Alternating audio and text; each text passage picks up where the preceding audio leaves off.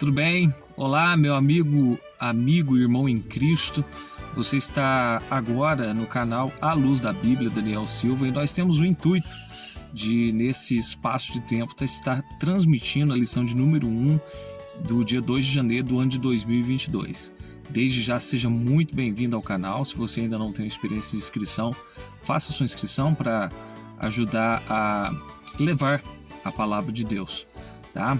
Nós estamos aqui e nós estamos na lição de número 1, que a revista tem como tema a supremacia das Escrituras, a inspirada, inerrante e infalível palavra de Deus. Eu convido você, mesmo que você não tenha base cristã evangélica, mas você pode pelo menos apreciar esse conteúdo para minar algumas dúvidas, né, algumas frases corriqueiras que falam-se sobre a Bíblia Sagrada. A Bíblia foi escrita por mão de homens. Então, nós vamos, ao longo de um ciclo de estudo, nós vamos aprender muitas coisas e desmistificar aquilo que as pessoas tanto falam da Bíblia, tá?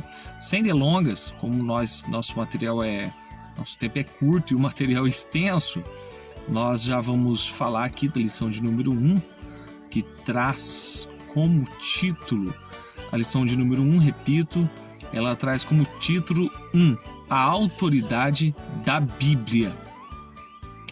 E aí, eu já, como de padrão, de costume, nós vamos ler o texto áureo da revista, né, que diz: bem-aventurado os que trilham caminhos retos e andam na lei do Senhor. Salmo 119, verso 1. A verdade prática vai me dizer: a Bíblia Sagrada é a autoridade final da nossa regra de fé e prática. Iniciamos a leitura bíblica em classe. É claro que, se nós estamos tratando de algo bíblico, nós vamos fundamentar nossos argumentos na base maior e inerrante, que é a própria palavra de Deus. Então nós vamos ter aí a leitura bíblica em classe, que está no Salmo de número 119, do verso de número 1 até o verso de número 8, que diz: bem-aventurados os que trilham caminhos retos e andam na lei do Senhor. Bem-aventurados os que guardam seus mandamentos e buscam de todo o coração. E não praticam iniquidade, mas andam em seus caminhos. Tu ordenaste os teus mandamentos para que diligentemente os observássemos. Tomara que os meus caminhos sejam dirigidos de maneira a poder eu observar os teus estatutos. Então não ficaria confundido, atentando eu para os teus mandamentos.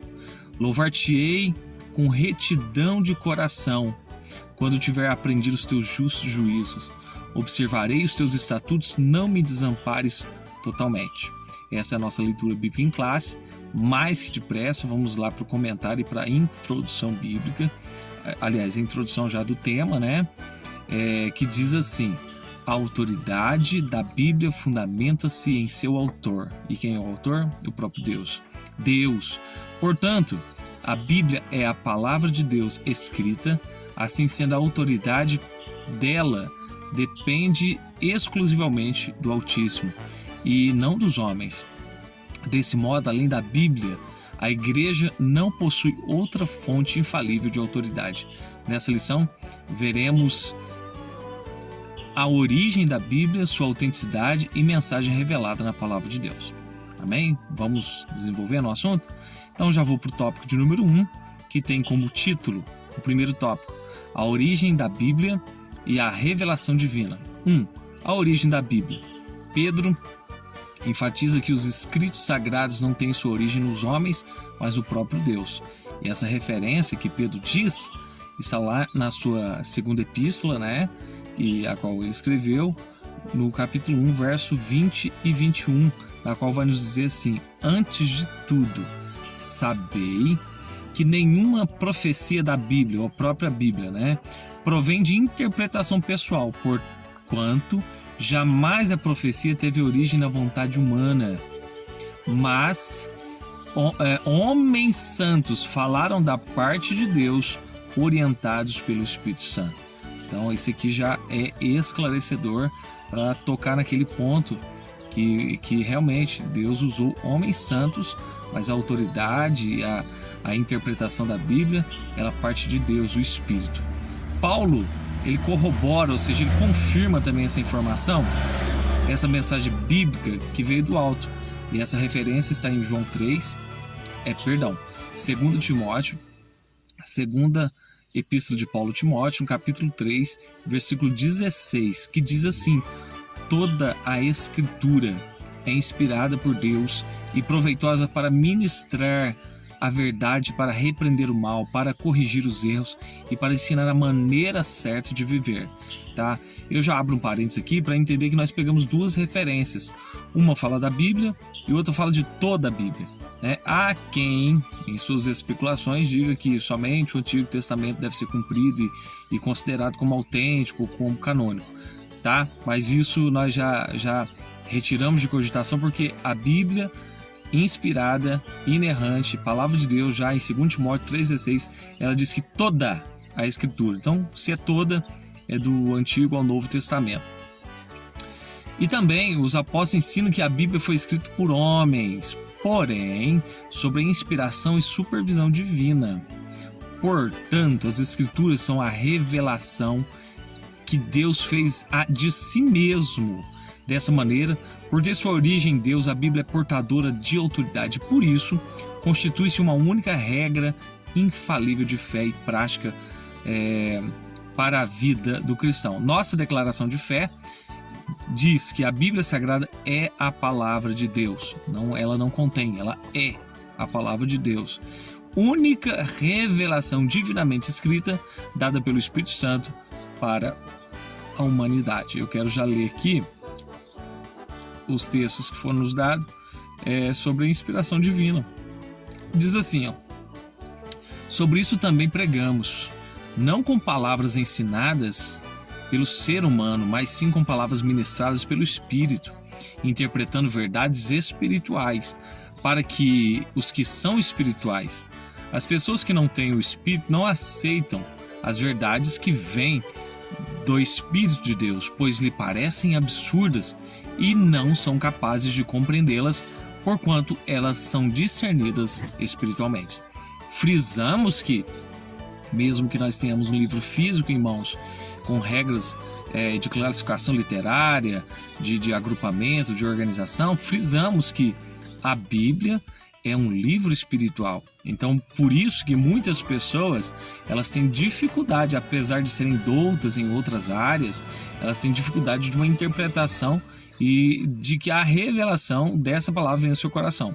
E o que Paulo está dizendo aqui? Paulo está dizendo que ele não pregava com palavras humanas, só palavras humanas, só com um teor humano, mas com parte do Espírito atuando na mente dele, para que as outras mentes, através do Espírito Santo, fossem esclarecidas sobre a palavra pregada.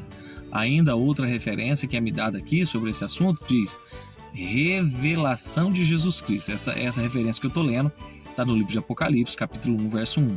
Revelação de Jesus Cristo que Deus lhe concedeu para mostrar aos seus servos os acontecimentos que em breve devem se realizar, o que por ele, por intermédio de seu anjo, expressou ao seu servo João, o qual comprovou tudo quanto viu da palavra de Deus, o testemunho de Jesus Cristo.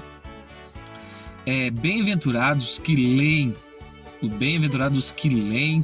bem os que ouvem as palavras desta profecia e obedecem as orientações que nelas estão escritas, porquanto o tempo desses eventos está às portas. E olha que coisa interessante, aprendendo hoje ainda na IBD, na parte da manhã, que interessante. João, ele era um preso político, João, o que escreveu o Apocalipse, e ele foi enviado para a ilha de Patmos, e ali ele recebeu a revelação do Evangelho, do Apocalipse, do acontecimento das últimas coisas. E o que nos intriga é saber que, com certeza, como preso político, não deram regalias para ele, então ele não levou outros manuscritos para de repente consultar alguma coisa e fazer algumas correlações propositais. Tudo que está na Bíblia Sagrada é revelação de Deus. Terminamos aí o 1 do tópico 1, nós já vamos falar agora. O tópico de número 1 está tratando sobre a origem da Bíblia e a revelação divina, certo? Então nós lemos o tópico 1, vamos partir para o tópico 2 e falar sobre a revelação geral. Chama-se revelação geral aquela que em Deus se fez conhecer em toda a parte do meio da história, por meio da história, vamos lá, por meio da história, do universo e da natureza. Então nós estamos falando da revelação geral, e aí vamos subdividir esse assunto aí para ficar fácil a nossa compreensão. A letra A, na história, Deus se revela pela sua soberania. Ele controla o curso dos acontecimentos, remove e estabelece governos, e nada acontece fora da sua volta. Nós vamos ter duas referências básicas, uma está em Daniel 2, 21, que diz assim: tu serás... eu vou ler o 25, verso 25 primeiro, tá? Tu serás expulso do convívio com os seres humanos, e verás com os animais silvestres, e comerás capim com os bois, e serás molhado pelo orvalho do céu. Passarão 7 períodos de tempo até que admitas que o Altíssimo domina sobre os reinos de todos os homens e os dá a quem quer quando deseja. Essa história de Nabucodonosor, onde Deus mostrou a sua soberania de governo sobre o reinado e sobre a vida dele. A outra referência, deixa eu ver aqui, é a que eu citei primeiramente, tá? Daniel 2:21, ele quem? Deus, ele muda as estações, as épocas e as estações, destrona reis e os estabelece, dá sabedoria aos verdadeiros sábios e entendimento aos que buscam discernir e conhecer. Então esse é o Deus que interfere na história. E a gente vai ter não somente o documentário bíblico dos acontecimentos que houve na história, desde os grandes impérios mundiais. Nós vamos ter livros didáticos, livros comuns, livros que estão a acesso a todos, né? Só para pincelar aqui, né? Mas vamos lá, porque nós estamos frisando a Bíblia. Olha, Deus também, ele se manifesta na sua revelação geral no universo. No universo, Deus se manifesta pelo seu poder nas coisas criadas, o céu, a terra, o mar e tudo quanto há neles. Eu gosto muito dessa referência do Salmo 119, que diz assim, ele começa, um cântico, né, para o mestre da música, um salmo de Davi. Os céus, nós estamos falando da revelação de Deus nos céus, nas coisas criadas, ou seja, na natureza. Os céus revelam a glória de Deus e o firmamento proclama a obra de suas mãos. Um dia discursa sobre outro dia, e uma noite compartilha conhecimento com outra noite. Não há termos, não há palavras nem voz que dele se ouça. Entretanto, sua linguagem é transmitida para toda a terra e sua mensagem até os confins do mundo. Nos céus, ele armou uma tenda para o sol. Tá? Então essa é o Salmo 119, os céus manifestam a glória de Deus, a natureza em si. Nós estamos falando da revelação geral. Ainda a revelação geral contida no ser humano, criado à imagem e semelhança divina. Gênesis 1, 26 e 27, a natureza moral da humanidade, embora de maneira inadequada por causa do pecado, revela o caráter moral de Deus. Então, no ser criado, já pensou na complexidade que é um ser humano? Desde de cada parte, cada detalhe do seu corpo, desde o seu intelecto, desde tudo, né? E o friso aqui é a questão da identificação moral que o homem tem com Deus. Eu digo identificação distorcida, porque hoje, infelizmente, depois da queda do Éden, o homem perdeu suas características em Deus. Mas vamos ver aqui que está me pedindo aqui o versículo. Está dizendo assim, então Deus determinou, façamos o ser humano a nossa imagem, de acordo com a nossa semelhança, características morais. Domine ele sobre os peixes do mar, sobre as aves do céu, sobre os grandes animais e todas as feras da terra, e sobre todos os pequenos seres viventes, e que se movem rente ao chão. Deus, portanto, criou os seres humanos à sua imagem. A imagem de Deus o criou, macho e fêmea. Então esse aqui é ainda falando sobre a natureza moral. Deixa eu ver o que me pede aqui. Nós já lemos Gênesis. Então nós falamos aqui de forma bem sucinta sobre a revelação geral, que tratou sobre a manifestação de Deus na história, no universo e também no ser humano e na criação do ser humano. Vamos agora falar sobre a revelação especial de Deus. Deixa eu entender aqui. Se por um lado a revelação geral denuncia a culpa humana em rejeitar o conhecimento acerca de Deus, a revelação especial oferece redenção para os perdidos pecadores. Ela é o complemento da revelação de Deus que Deus fez de si mesmo na história, no universo e na humanidade. Reconhecemos a revelação especial tanto no Verbo vivo, que é Jesus Cristo, a revelação especial, quanto nas Escrituras Sagradas. E por meio da revelação contida nas Escrituras, conhecemos a pessoa de Cristo. Estes, os sinais, porém, foram escritos para que creais que Jesus Cristo é o Filho de Deus e para que, crendo, tenhais vida em seu nome. Deixa eu aqui ver as referências para a gente fundamentar os nossos argumentos aqui. Nós estamos falando, primeiramente, em Romanos capítulo 1. Enquanto os homens rejeitam a Deus, Deus, mesmo assim, mandou seu Filho para que se revelasse o Cristo. E essa é uma revelação muito especial. Portanto, a ira de Deus é revelada dos céus contra toda impiedade e injustiça dos homens, que suprime a verdade pela injustiça humana. Pois o que de Deus se pode conhecer, evidentemente entre eles, porque o próprio Deus se manifestou. Pois desde a criação do mundo, os atributos, qualidades de Deus, invisíveis de Deus, seu eterno poder, sua natureza divina, tem sido observado claramente, podendo ser compreendido por intermédio de tudo o que foi criado, de maneira que tais pessoas são indesculpáveis. Não há desculpa para quem queira negar a existência de Deus. E por que nós estamos falando de Deus? Porque nós estamos falando da palavra de Deus, Portanto, mesmo havendo conhecido Deus, não glorificaram como Deus, nem lhe renderam graças. Ao contrário, seus pensamentos passaram a ser levianos, imprudentes, o coração insensato se tornou em trevas. Essa é a condição de muitas pessoas, é a condição daquele que não aceita a Bíblia como revelação e não aceita Cristo como Senhor e Salvador. Mas ele se revelou, e é inegável isso.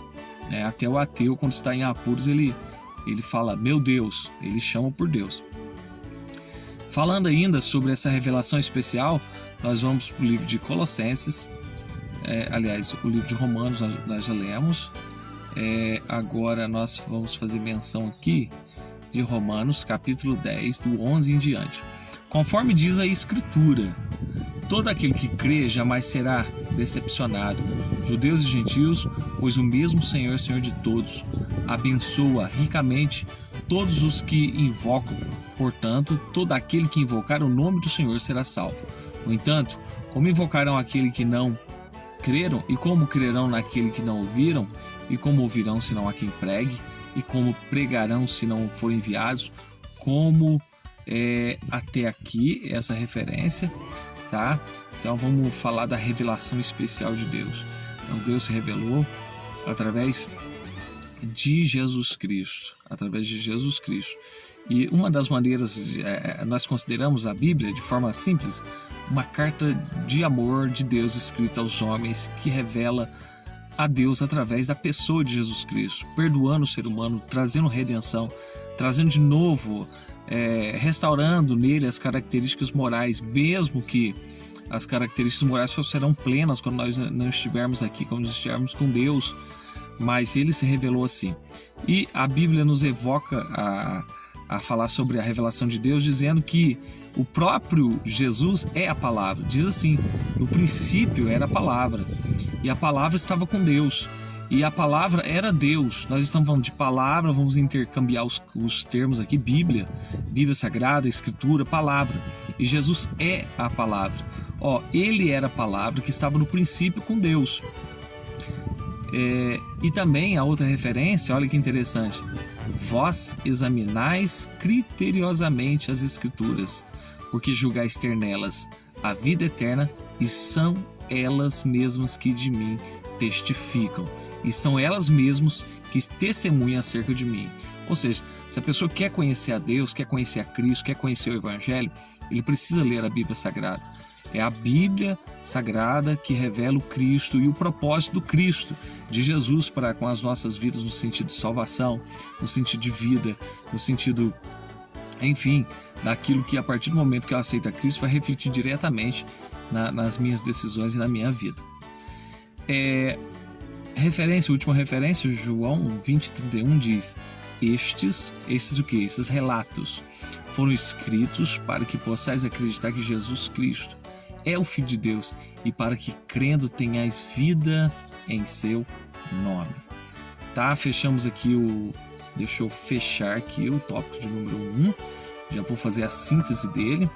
A Bíblia tem origem em Deus.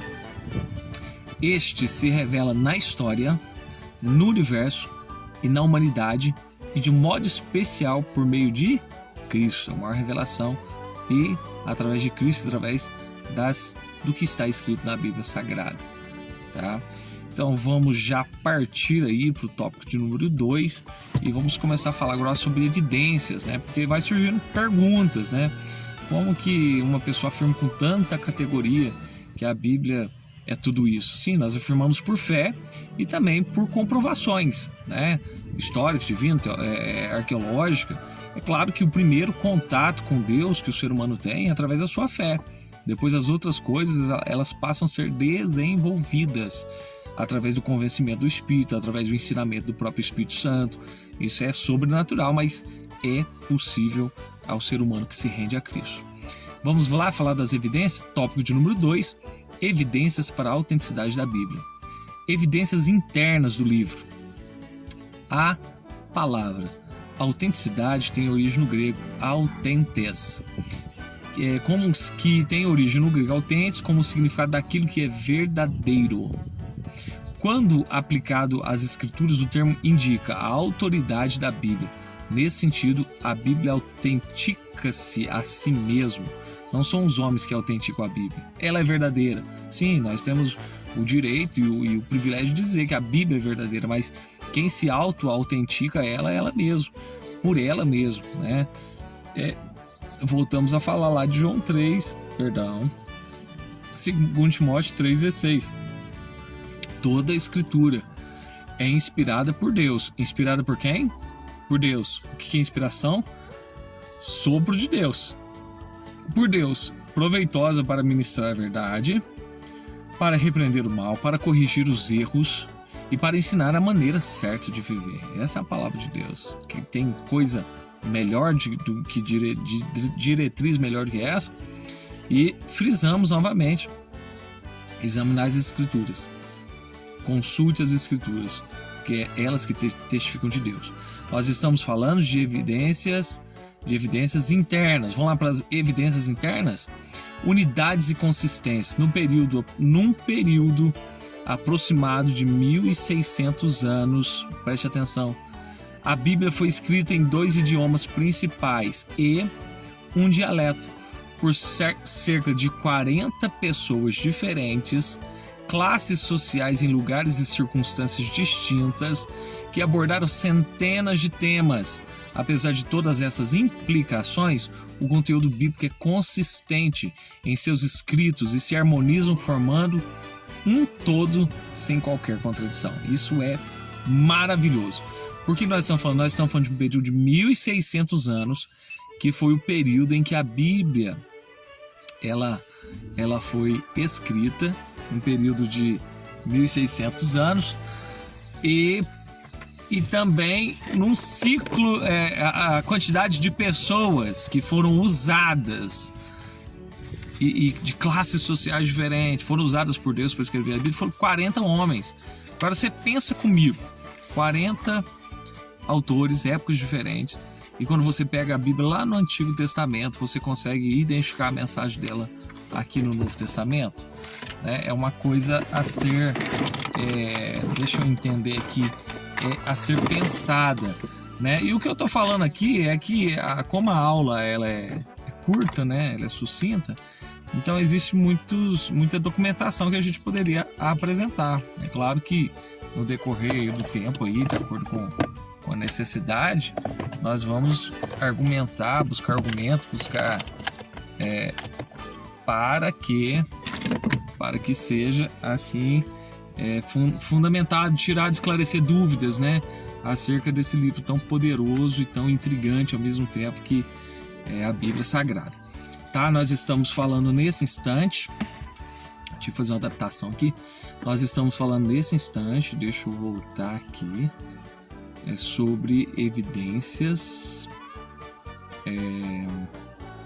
isso mesmo, evidências internas do livro. E a gente afirmou aqui que foi 1.600 anos, 40 homens, imperfeitos homens, mas onde estava a perfeição? O Espírito. O Espírito Santo é perfeito, né? Diz assim: o Senhor é o Deus que me reveste de poder e faz o meu caminho perfeito. Está Salmo 132, 18, 32. Agora o Salmo 33, 4 vai dizer: porque a palavra do Senhor é verdadeira, Ele é fiel em tudo o que realiza. Você crê em Deus? Então eu creio que você também vai crer nessa palavra. Nós estamos aí. Agora eu vou ler, ainda falando sobre evidências internas, a ação do Espírito Santo por meio da leitura bíblica. A ação do Espírito Santo por intermédio da leitura bíblica. É possível ouvir a voz de Deus agindo como uma espada que penetra até a divisão da alma e do espírito. Como discípulos no caminho de Emaús, aqueles que aceitam a mensagem da palavra experimentam a chamada do Espírito arder no coração e passa a compreender o plano da salvação. Olha que interessante. Deixa eu achar aqui, um dos versos. Todos os versos são poderosos, mas alguns fazem um destaque na nossa vida. Porque a palavra de Deus é viva e eficaz, e mais penetrante do que qualquer espada de 2 fios. Ela penetra na divisão da alma e do espírito, juntas e medulas, e é apta para discernir pensamentos e intenções de coração. Eu acredito que quando você lê um salmo, lê o Novo Testamento, com o coração aberto, você sente a presença do autor, você sente a presença do Espírito Santo. Assim como lá no caminho de Emaús. O que aconteceu no caminho de Emaús? Olha, neste mesmo instante, se abriram os olhos e o reconheceram. Ele, contudo, desapareceu diante dos olhos. E questionaram-se entre si: porventura não nos queimava o coração quando ele, durante a nossa jornada, nos falava, quando nos explicava as Escrituras? O que nós estamos falando aqui não é de emocionalismo. Nós estamos falando aqui de uma pessoa que pega a Bíblia para ler, pega a palavra de Deus para ler. E essa palavra, ou quando ela é ouvida, ou quando ela é lida, ela causa esse efeito sobrenatural. Então essa é uma das evidências internas desse livro sagrado, né? Quem nunca se emocionou? Eu falo assim, emocionou é pouco. Quem nunca foi tocado ao ler um salmo, ao ler uma palavra? Então por quê? Porque o autor estava presente. Então essa é uma evidência. Quem nunca se rendeu diante de um apelo, quando entendeu seus pecados, quando Deus o tocou, o curou, de alguma forma pautado na Bíblia Sagrada? Evidências internas. Agora, nós falando ainda de evidências internas, e essa aqui é uma do tópico de número 2 que eu mais apreciei dentre todas, profecias e eventos futuros. A exatidão no cumprimento das profecias comprova a veracidade das Escrituras.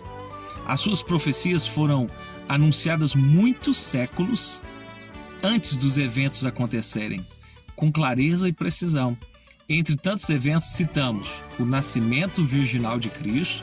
Olha aqui, nós vamos falar de 3 profecias que foram ditas lá no Antigo Testamento e que se cumpriram cabalmente no Novo Testamento. O nascimento virginal de Cristo, diz que ele nasceria de uma virgem. Diz assim: pois sabei que o Eterno, o Senhor, Ele mesmo vos dará um sinal. Eis que uma virgem ficará grávida e dará luz a um filho, e o nome dele será chamado Emanuel, que é Deus conosco. Profecia, nós temos uma média de 700 anos antes do seu cumprimento. Agora, o cumprimento está lá em Mateus 1:21. Ela dará à luz um filho e lhe porás o nome de Jesus, porque ele salvará o seu povo dos seus pecados. Tudo isso aconteceu para que se cumprisse o que o Senhor tinha dito através do profeta: eis que uma virgem conceberá e dará à luz um filho, e ele será chamado Emanuel, que significa Deus conosco. Então, a primeira profecia cumprida aqui.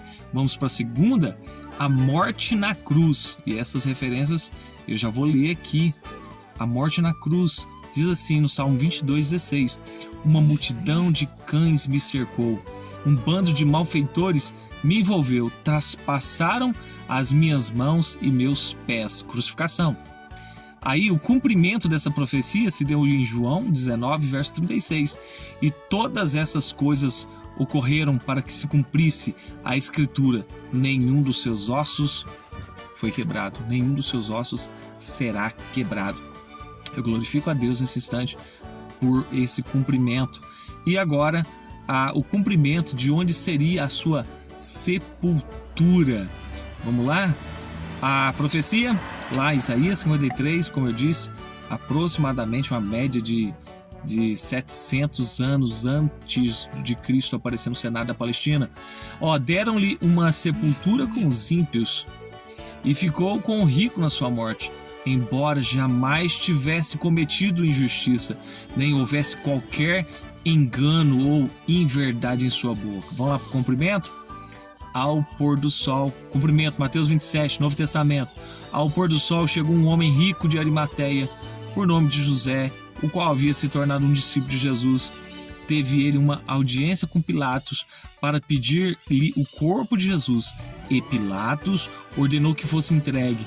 Então José tomou o corpo e envolveu com um lençol limpo de linho e colocou em um sepulcro novo, o qual ele próprio havia mandado cavar na rocha, e fazendo rolar uma grande pedra sobre a entrada do sepulcro, retirou-se. A gente não podia ficar sem finalizar essas evidências da profecia do cumprimento. E outra coisa, contestando mais uma vez, defendendo, mas arranjaram essas palavras. Não tem como. Como que um ciclo de 700 anos antes de Cristo, depois do cumprimento, e como que Cristo ou qualquer outra pessoa forjaria tantas informações ao mesmo tempo? Isso é de se cogitar, é de ser racional, de entender que teria que ter muita gente conivente com mentiras para forjar o cumprimento da Bíblia. Então, o cumprimento da Bíblia é real. Aí, para nós alegrar o nosso coração, a profecia acerca da sua ressurreição. Salmo 16:10 diz: nem permitirás que o teu santo sofra a corrupção. Olha, aí o cumprimento da profecia está lá, Mateus 28:6. Mas aqui ele não está. Foi ressuscitado, como havia dito: vinde vede vós onde jazia, né? Então vem cá para vocês verem, ele não está aqui, ele ressuscitou. Então esse Cristo que é revelado nas Escrituras é que também nós damos ênfase a respeito dele, dizendo que ele ressuscitou. Nós estamos aqui falando das evidências internas da Bíblia Sagrada. Agora vamos lá, vamos para evidências externas. Evidências externas. Glória a Deus. Acontecimentos narrados nas Escrituras são também ratificados por outras fontes históricas. Por vezes, essas comprovações se identificam e se fundem aos conceitos de inerrância. Isso é que a Bíblia não contém erros.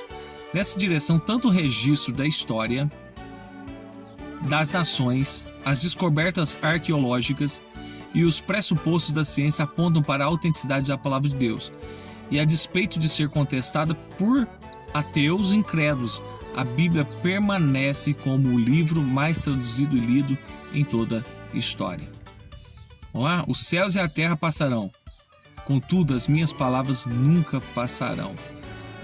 Fazendo uma síntese desse bloco aqui, então nós temos evidências externas. Então, só de manuscritos, só de evidências arqueológicas, só da ciência se dobrar, isso aí isso só alegra a fé original que a gente tem na Bíblia Sagrada. Só aumenta, né? De repente não precisamos dessas evidências externas, mas já que as temos, nós podemos corroborar ainda mais o argumento que nós temos como convicção na sua palavra, que é a palavra de Deus. Partindo agora já para o tópico de número 3, espera aí, deixa eu fazer a síntese do 2, né?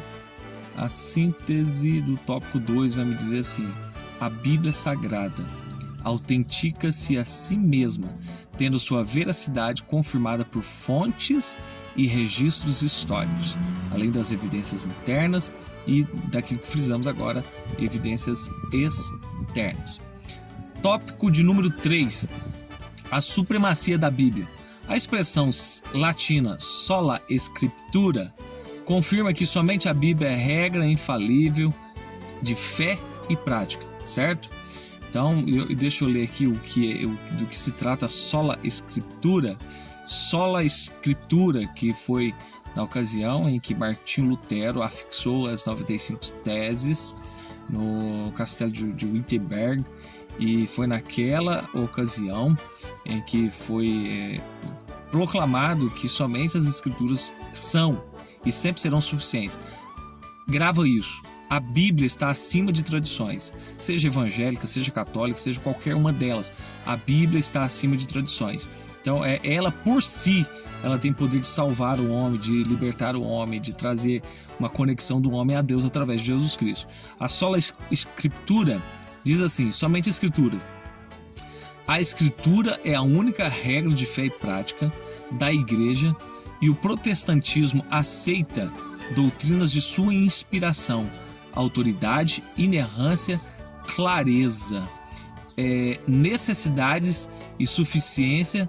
Somente as Escrituras são o fundamento da teologia reformada. E nós somos, claro, fruto do Calvário, fruto do Pentecoste, mas também fruto da reforma protestante, em que trouxe a luz da palavra àqueles que andavam enganados por indulgências, por pagar um alto preço pela sua fé, por comprar terrenos no céu, né? Isso não existe, tá? E é por isso que nós nos firmamos somente na Bíblia. Continuando, nossa declaração de fé professa que a Bíblia fornece o conhecimento essencial e indispensável à nossa comunhão com Deus, contato com Deus e com o nosso próximo. Assim, não necessitamos de uma nova revelação extraordinária para a nossa salvação e o nosso crescimento espiritual. A gente não precisa de mais nada além da Bíblia. Significa que todas as doutrinas necessárias para a salvação já nos foram transmitidas pelas Escrituras e que nenhuma tradição humana pode acrescer, nenhuma tradição humana, isso vai estar na Bíblia, não pode acrescer ou retirar coisa alguma. E assim ratifica que a Bíblia é a fonte da autoridade. Então vamos lá? Salmo 22:6, uma multidão... Não, perdão, não é essa referência, no canto de cá. Apocalipse 22:18, atente para isso. Portanto, declaro a todos que ouvem as palavras da profecia deste livro. Se alguém lhes acrescentar algo, Deus lhe acrescentará os flagelos descritos neste livro. Se alguém tirar alguma palavra deste livro de profecia, Deus tirará dele a sua parte na árvore da vida e da cidade santa que estão descritas neste livro. Que livro é esse? A Bíblia Sagrada. Então a Bíblia tem que ter um zelo na sua interpretação, e a interpretação tem que ser autêntica. Os critérios humanos seriam uma hermenêutica, uma exegese, mas a Bíblia por si só, ela se interpreta. E nós temos que tomar muito cuidado no que cremos, se o que cremos está retirando ou removendo ou acrescentando alguma coisa a essas sagradas letras. Tá bom? Então vamos lá. O número 2, nós estamos ainda no tópico 3, o poder da palavra de Deus. O seu poder se assemelha ao fogo que consome e purifica, bem como o martelo que despedaça a penha. As qualidades do fogo e martelo indicam que nada pode impedir o cumprimento da palavra de Deus. O seu poder também é capaz de derrubar fortalezas espirituais que fazem oposição ao conhecimento divino. A palavra de Deus tem poder tal qual uma espada para penetrar o mais íntimo do ser humano e julgar os pensamentos e intenções do coração. Quando tentado no deserto, o próprio Cristo derrotou Satanás usando o poder. Então, vamos aqui, eu vou passo a passo. Então, o comparativo, no que é comparado, uma das comparações na Bíblia em relação à palavra. Não é a minha palavra como fogo? Ou como fogo mais poderoso? Indaga Yahvé, ou como uma marreta ou um martelo que despedaça a rocha? Então ela tem esse poder, a palavra de Deus. A outra expressão que fala da palavra de Deus, deixa eu localizar aqui, Isaías 55:11. Lembrando que Jesus é a própria palavra, tá bom? Assim também acontece com as palavras que saem da minha boca. Ela não voltará para mim vazia, mas realizará o propósito para que eu a enviei. Ainda, Jeremias 5:14. Por esse motivo, assim determinou Yahvé, ou Jeová, o Deus dos exércitos, porque falaste essas palavras. Eis que farei as minhas palavras um fogo em tua boca, e desse povo lenha que o fogo devora. Ou seja, a profecia na boca de Jeremias, a lenha era a figura do povo, e o fogo era o poder da palavra que tocariam essas palavras, tocariam aquelas pessoas para juízo, para correção, para admoestação, seja para o que for. E a palavra de Deus tem esse poder. Ela manifesta o íntimo dos nossos pensamentos, ela traz para fora tudo. Outra referência muito importante, o poder dessa palavra no mundo espiritual, pois as armas da nossa guerra não são terrenas, mas poderosas em Deus para destruir fortalezas, destruindo vãs filosofias e arrogâncias que tentam levar as pessoas para longe do conhecimento de Deus e dominados todo pensamento carnal para torná-lo obediente a Cristo. Então a palavra de Deus leva o nosso pensamento cativo de uma forma voluntária a Deus e destrói fortalezas e principados e destrói argumentos humanos e filosofias diabólicas que tentam tirar o homem da presença de Deus e levá-lo para longe de Deus. Por isso ame a palavra e seja liberto pela palavra. Última referência desse ponto, nós já lemos, eu faço questão de ler novamente, é um dos versos que mais, o primeiro que o Espírito Santo gravou no meu peito, no meu coração, sabe? Então eu vou ler ele de novo. Porquanto a palavra de Deus é viva e eficaz, ela não é inerte, ela é viva e eficaz. Ela é mais cortante do que qualquer espada de 2 gumes. Por que mais cortante do que qualquer espada de 2 gumes? Não tinha uma arma maior, melhor para se comparar na época. Ela é capaz de penetrar até o ponto de dividir a alma e o espírito. Você sabe onde é a alma e o espírito? Eu não sei, mas a palavra de Deus tem poder para atingir lá. Juntas e medulas, é sensível para perceber os pensamentos e intenções do coração. Até eu e você nesse instante, Deus sabe o que estamos pensando quando nós estamos expostos diante da sua palavra.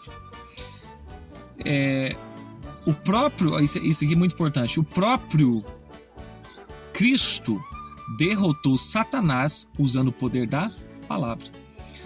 Ele venceu as sugestões do diabo ao fazer as citações das Escrituras. Já abro parênteses aqui para aplicar. Quantos de nós não somos tentados a ceder às sugestões de Satanás? E o poder para vencer isso não é outro a não ser a própria palavra. Então nós vamos citar os principais versos que Cristo citou para derrotar Satanás naquele momento de tentação. Ele falou assim, Jesus porém afirmou, está escrito, nem só de pão viverá o homem, mas de toda a palavra que sai da boca de Deus. Ele se defendeu assim. Depois contestou Jesus também, também está escrito, não tentarás o Senhor teu Deus. Ordenou-lhe Jesus, vai-te Satanás, porque está escrito, ao Senhor teu Deus adorarás e somente a Ele servirás. Então, a exemplo do Cristo, agarre-se a essa palavra poderosa. Nós citamos os textos do Antigo Testamento e nós citamos o próprio Deus, o próprio Cristo, usando a palavra, sendo Ele a palavra. Número 3, do tópico 3, para daqui a pouco a gente já partir aí para a conclusão, tudo bem? O propósito da Bíblia. Nossa declaração de fé ensina que a Bíblia é a mensagem clara, objetiva, entendível, completa e amorosa de Deus, cujo alvo principal é pela persuasão do Espírito Santo persuasão do Espírito Santo, levar-nos à redenção em Jesus Cristo. Nela também se encontram revelados os códigos morais para a sociedade, ratifica que se a moral bíblica não se relativiza, pois os seus valores são absolutos, contrariando aí alguns filósofos, né? Não existe verdade absoluta. A Bíblia é a verdade absoluta e ela se sustenta por si mesmo. Se você não puder ver isso agora, não espere a eternidade para ver. Curve-se antes. Deus dará entendimento ao seu coração. Olha, nessa compreensão, a Bíblia é a revelação de Deus, da sua vontade à humanidade. Dessa forma, o compromisso inegociável da igreja deve ser de fidelidade e propagação da mensagem bíblica para a salvação e libertação dos pecadores. Então, esse ponto aqui, ele é essencial, porque nós estamos falando de Bíblia e a gente tem que falar assim, para que a Bíblia? Por que a Bíblia? O que a Bíblia vai fazer? Né? Para que ela foi dada? Ela foi dada para ser diretriz de vida, de salvação, de conduta moral, conduta ética, né? De vida espiritual, vida com Deus, tudo isso. Ela foi dada e temos que nos sujeitar a ela e temos que pregá-la, temos que falar dela e ser obedientes a ela, e ser amantes dessa palavra, ser leitores, não só leitores, igual lesse um livro de literatura para fins de conhecimento, mas leitor no envolvimento de quando eu leio esse texto, o Espírito Santo me toca, me abraça, me orienta, enche a minha mente daquilo que é bom. Deixa eu ver aqui, ó. Sobre a palavra que é dada e o Espírito é o agente persuasivo, é o que vai persuadir e convencermos. Diz assim: quando então ele vier, quem vier? O Espírito Santo convencerá o mundo do seu pecado, da justiça e do juízo. Do pecado porque a humanidade não crê em mim, da justiça porque vou para o Pai e vós não me vereis mais, do juízo porque o príncipe deste mundo já está condenado. Vamos lá, ainda João 1, verso 1. O que era desde o princípio, o que ouvimos, que vimos, que os nossos olhos o que contemplamos, as nossas mãos palparam a respeito da palavra com letra maiúscula, a palavra da vida, Jesus. A palavra, a vida se manifestou, a respeito da palavra da vida, a vida se manifestou, nós a vimos, nós vimos quem? Jesus, e dela testemunhamos e nos anunciamos, e vos anunciamos a vida eterna que está com o Pai, e a nós foi revelada. Sim, o que vimos e ouvimos, isso vos proclamamos, para que também tenhais comunhão conosco. E a nossa comunhão é com o Pai e com seu Filho Jesus Cristo. Estes ensinos vos escrevemos para que a nossa alegria seja absolutamente completa. Falou de Jesus, falou da palavra, falou do envolvimento com Ele, falou de que nele há vida e falou que prega-se essa palavra para que todos tenham comunhão com Deus e para que a alegria daquele que tem comunhão com Deus seja completa. E João fala assim, nós vimos e anunciamos, tá? Só para destacar, mas esse camarada viu há 2000 anos atrás, ele viu, e o nome de Jesus continua brilhando, autêntico, poderoso, e ninguém consegue ofuscar, consegue até criticar, né? Mas destruir o nome, o evangelho e a palavra não há. Cito a passagem de Mateus 16 que diz que as portas do inferno não prevalecerão contra a igreja de Cristo. Para nós partirmos aqui para o final, 22:18, novamente, essa é uma advertência muito séria, eu acho que o autor já colocou aqui propositalmente, né? Portanto, declara a todos, está em Apocalipse 22:18, portanto, declara a todos os que ouvem as palavras da profecia deste livro. Se alguém lhes acrescentar algo, Deus lhe acrescentará os flagelos. Acrescentará os flagelos descritos nesse livro. Se alguém tirar alguma palavra deste livro de profecia, Deus tirará dele a sua parte na árvore da vida e na cidade santa que são descritas nesse livro. Para nós finalizarmos a última referência aqui do tópico 3, esta declaração é fiel e digna de plena aceitação, ou seja, a palavra do Evangelho. Cristo Jesus veio ao mundo para salvar os pecadores, dos quais eu sou o pior. Então Paulo está falando de si, está falando que deveria dar credibilidade ao testemunho que ele estava falando sobre a palavra.